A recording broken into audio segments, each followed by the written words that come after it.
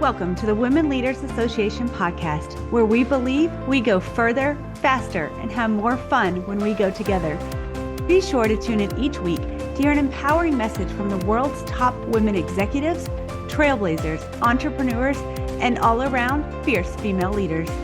I'm your host, Julianne Kirkland, and I will be taking you on a deep dive of each message to equip you with the principles, strategies, and tools you need to start crushing your goals, increasing your impact, creating work-life harmony, and did I mention have more fun? Because when you love what you do it better. The Women Leaders Association is the world's largest women executives association with over 30,000 women in executive and leadership positions who are committed to the development and advancement of women in the corporate arena. If you would like to get involved in a Women Leaders Association chapter, would enjoy daily podcasts, or you desire to become a part of the Women's Mastermind group near you, simply go to womenleaderspodcast.com. Now let's tune in for this incredible message. Welcome, Alyse. We're so glad you're here. Thank you so much for having me. I'm excited to be here. So you have this whirlwind story. You have this amazing company called RedefinED. Yeah. And so tell us a little bit about your journey to starting this company and how it is in, the top 3% of women-owned companies. Yeah, so it's been quite a journey. You're right. It's been a wild ride, but during my childhood, I went through a lot of trauma. I lived in a domestic abuse shelter for several months. Went through subsequent abuse from a stepfather, and at 20 years old, I was introduced to my biological grandfather, who I'd never known. Wow. And turns out that he lived in North Carolina and was pretty successful in investing in real estate. So he reached out to me through Facebook, and that's where he found me. And he said, "Look, I know you don't know me, but I see your story, and I'm your biological grandfather, and I won't give you a dime, but I'll give you a place to stay, and I will teach you what I know. So if you're willing, you're more than welcome in North Carolina." And at the time, my life was not good. I was going through a criminal case from the state that was prosecuting my stepfather for abuse that he had done to me and multiple victims. And I testified against my stepfather in that trial. And the next day, I thought to myself, I can't do this anymore. He walked away a free man, and it was devastating and probably one of the darkest moments of my life. And the next day, I packed up everything I owned into a 1996 Chevy Corsica. It didn't even have a gas cap. It was rusted out, so it didn't even have the cap. Wow. And I had $63 to my name, and I was like, I'm going to go. And I drove down, ran out of gas on the way there, but I did make it. And I transferred my waitressing job from Pennsylvania to North Carolina's Applebee's, but immediately enrolled in real estate school. And he really did. He taught me so much about financing that I had never known before. And just kind of gave me a glimpse of a life that I had never seen. And through that, being away from that trauma and that existence was really helpful. I thought I had escaped the trauma, but it would only last a short while. But through that, I started learning, real estate and business, and eventually decided I'm going to step out on my own and create my own company. Yeah. And so what is your mission with RedefinED? What are you looking to do? Or what have you been doing? Yeah, that's such a good question. So we are so mission driven. When I started this company, it was not about money at all. It was genuinely about making education options affordable for everyone. Because whenever I was a teenager, I received a need-based scholarship to get out of public school and attend a private school. And that really, really helped because during that time, I was being abused by my stepfather, and I felt really alone and lost, and I didn't really have a relationship with a higher power or anything like that. And so it was very isolating. And through that scholarship and going to a school where I learned and built a relationship with my higher power, it empowered me to hold on through dark moments. And so our mission today is to magnify and multiply that blessing that someone gave to me all those years ago to as many kids as possible. And the coolest thing, in our first year, after starting the business, I raised $8.5 million for students that were just like me, and it will impact nearly 10,000 students in our state. So it's been a wonderful, heartwarming, just full circle journey for me over the last few years. Yeah. I mean, talk about going from pain to purpose. You know, that's such a commonly used catchphrase, but I think it is commonly used for that reason, because we all will go through things. You know, we all have our stories, whether they are, you know, as extreme as what you experienced, but the fact that, you know, you were willing to speak into the lives of children and help them to navigate these uncertainties that they're facing with their situations is huge. Yeah, it makes a big difference. And it's so interesting because for so long, I was so embarrassed of my life, so embarrassed that I didn't want to talk about, you know, being a witness in a state's prosecution that ultimately led to a non-guilty verdict of the perpetrator, right? Because then I felt like people aren't going to believe me. If the justice system could not even render true justice, then how would anyone believe my story? So for so long, I remained silent, and I was ashamed of where I came from and what I had been through. But that $8.5 million that we raised in our first year is such a testament to how important it is to tell your story. Because I truly, sitting here today, know that had I not opened up about what that scholarship meant for me and how vital it was to have something to hold on to during the darkest times, people wouldn't have come together and put their faith into action and participated and grown this scholarship organization to what it is. Yeah, that's huge. So what is the practicality of the organization? Yeah, so what we do is we raise, so through, it's a tax credit program. And so in the state of Pennsylvania, the state incentivizes taxpayers to give to scholarship organizations. And the incentive is they receive a 90% tax credit on their contributions. So we really learned that really complicated process and made it easy for the everyday person to participate. And so we work with schools. Schools hire us so that we are their consultants to help them reach out to their community and talk to them about this 90% tax credit. And then we educate the whole community. And so whenever they make those contributions, all of those dollars are turned into scholarships for underprivileged kids to attend a school. And then they receive the benefit of a tax credit. So that is how it really works. And it's been a wonderful opportunity to see all of those kids that receive these dollars, their families aren't making much, right? Like they don't have the means, and it's not fair. I get very defiant sometimes in how I look at things, but it's not fair that just the wealthy families or the rich families have access to escape a school that may not be working for their child because they can afford tuition. It's not fair that there's not that hand up for those kids. And so that's why I designed the company that I did, because our goal is to level the playing field for any child that is struggling, that needs a hand up. Yeah, that's great. And do you have certain schools that you are trying to get these children into that have that, basis to really nurture these children and what they could be lacking in their home life? Yeah, so we actually work with, so the really cool thing is the donors themselves, like the taxpayer, gets to decide where they are sending, what school they're going to direct that contribution to. And we work with, even if we're not partnered with that school that donor wants to send their money to, we still work with them. So we work with every school, because at the end of the day, all schools, there is so many students are all different, right? And it doesn't matter if this school teaches this religion and this school teaches that religion and this one's non-religious. Like there's a place for every child. So we work with any school.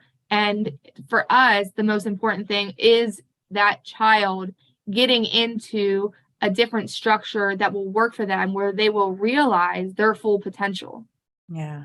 Yeah. That's so good. And it's so needed, through this podcast and getting to talk to so many different women leaders and women of influence, and seeing all these big corporations and all this stuff that are aggressively trying to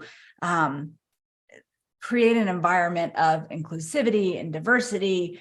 And the struggle is so real because it needs to start where you're going back and starting it. So that's amazing. It's what we need in this world. Are y'all going to be branching out? Are you going to different states? What's your future like?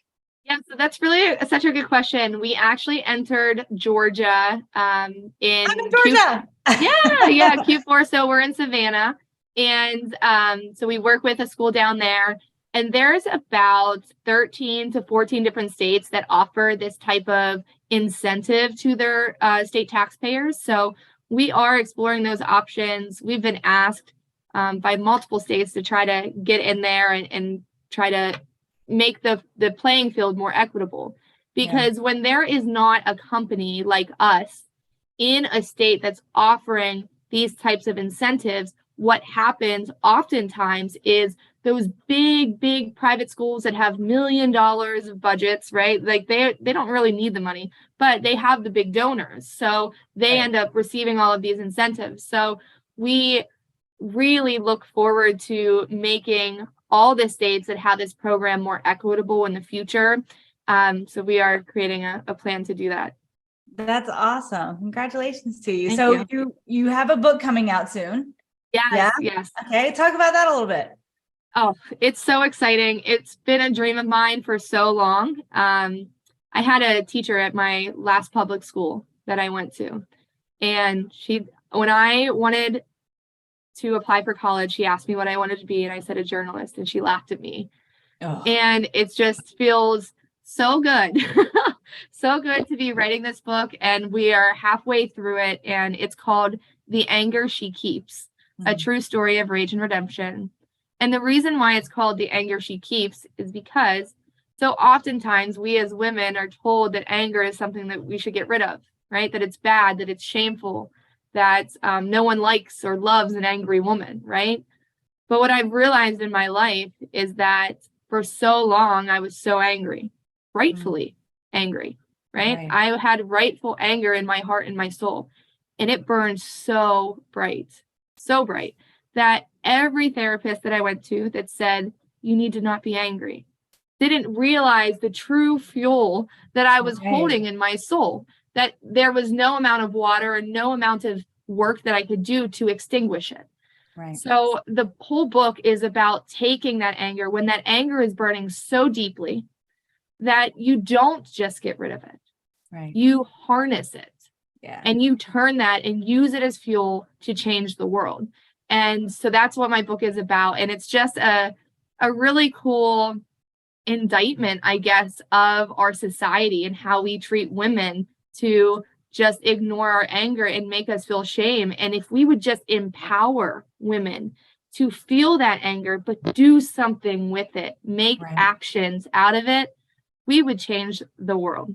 Yeah, absolutely. And I think so often, to your point of when women especially have that righteous anger of what you're talking about, is,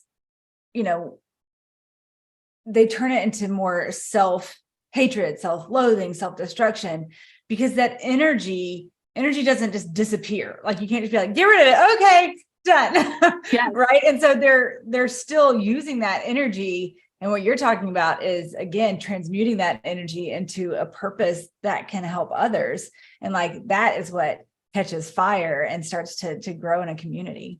Absolutely. And that is so true. I talk about that in the book. Energy cannot be created nor destroyed.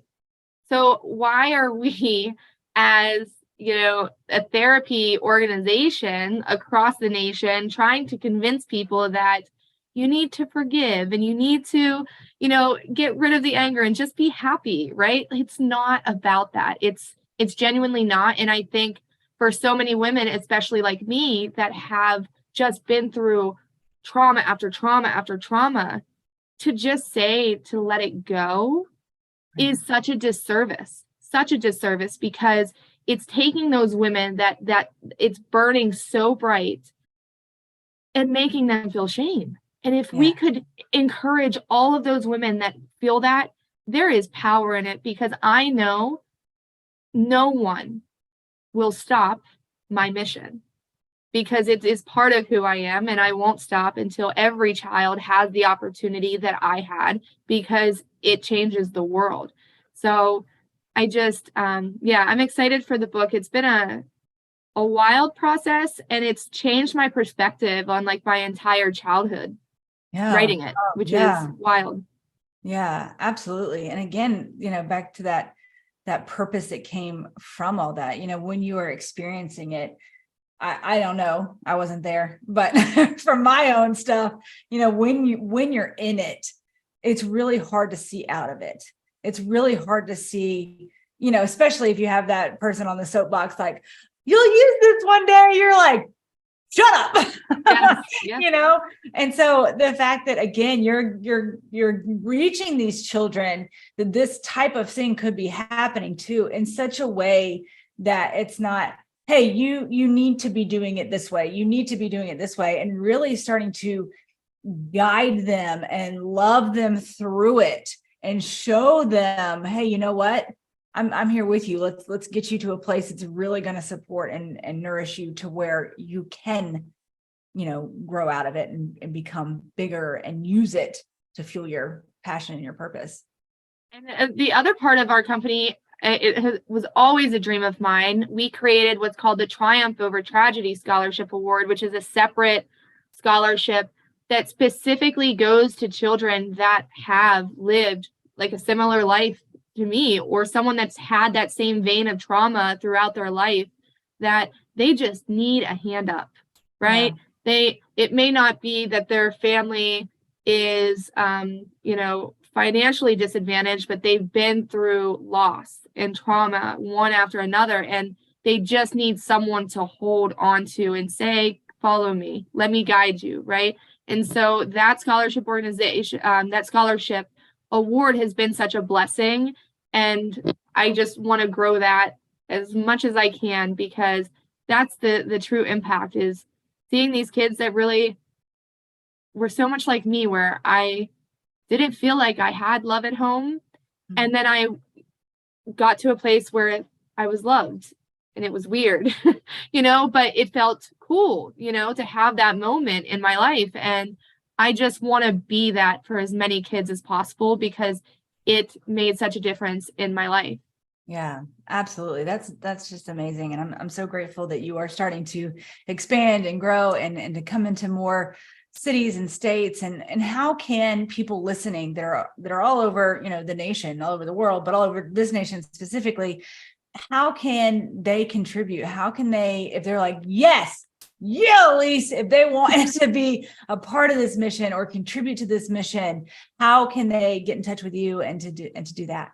Sure. So anyone can reach out to me. Our website is redefiningeducation.org. So that's pretty simple, redefiningeducation.org.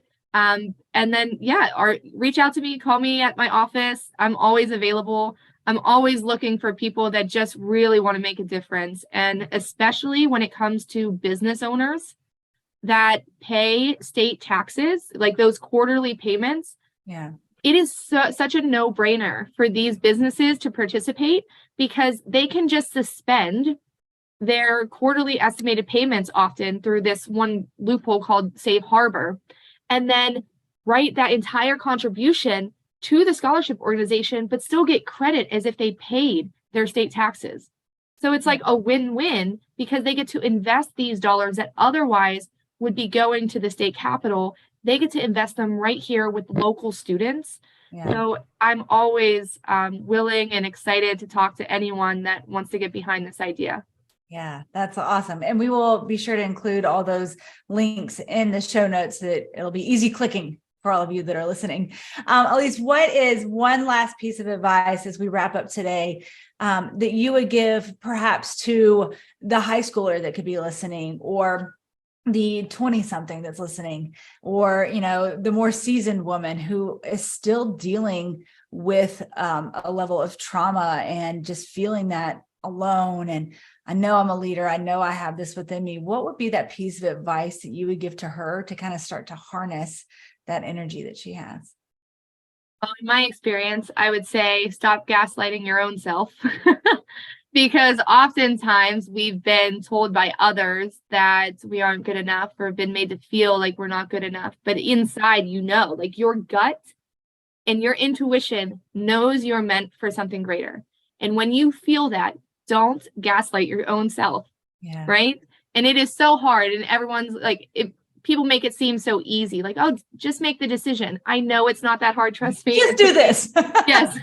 It took me 30 years to even get any self-confidence to like make any sort of movement. But there is this definite decision that you have to make. It is a moment in your brain that you have to say, the fear of what I don't know is scary. And I am comfortable in a scary place now. But this place that I may be comfortable with is scary. And I'd rather just take the fear of being scared, right, into the unknown, because the potential is there and you have it in your soul. That's the crazy thing about it, is especially those people that have been through and have overcome trauma and hard times in their life. They were built for moments like this. They were built for it. Life and the higher power has designed them to conquer things in the future. So they just have to make that decision. And I know it's tough, but just fly blindly into that decision and run with it. Yeah. And, to add on to that, I believe so much of being able to do that is to reach out and get support and get the help that you need to go with somebody who's journeying through it like yourself. So when your book is available, be sure to give us a shout out about that, so we can update your podcast episode here with that link as well, so that people have that source to be able to feel like, I'm not alone. So that's great. Awesome. Alyse, thank you so much for your time. And any last words? No, thank you again so much for having me here. I'm looking forward to staying connected and letting you know when the book is out. Yeah, great. Wonderful. All right, everybody, that is it for today. Remember, if you are looking to connect with more women leaders just like Alyse, be sure to go to womenleaderspodcast.com and look up a chapter near you. Bye for now.